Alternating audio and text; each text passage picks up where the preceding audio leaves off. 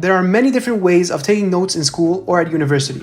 Some prefer to have structured notes and use the outline method, others may draw mind maps preferring the visual approach, and some may even use no structure at all.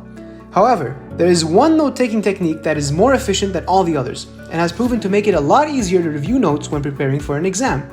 The method we are talking about is called Cornell note-taking. In this method, you divide your paper into 3 sections: notes, cues, and summary. Your notes section is for the notes you take during class. You can structure them however you like, but most people like to use the outline method, which simply consists of outlining the contents of your notes before taking them. The cues section consists of writing main points, keywords, or questions that will help you remember larger ideas and will make the reviewing process easier. You can write your cues section either during or directly after class. The summary section at the bottom is used to write a brief summary of every page. You can write your summary section directly after class or later when you're reviewing your notes. Keep your cue and summary sections as simple as possible, but feel free to personalize the notes section and fill it up with diagrams, page references, and whatever else you need to properly structure the material given.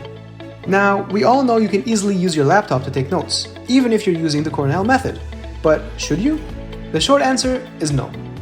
In fact, a study published in 2014 showed that students who took notes on a laptop were far more likely to simply write down what their professor said word for word.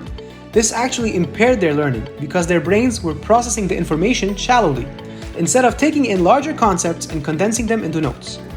These students performed poorly on conceptual tests compared to others who took notes by hand. But if you still prefer to access your notes on your computer, one way to get the best of both worlds is to get yourself a tablet and download a note-taking app. This way, you'll have gotten a reusable notebook with digital notes that you can access anytime and anywhere. Don't forget to like and subscribe for more videos.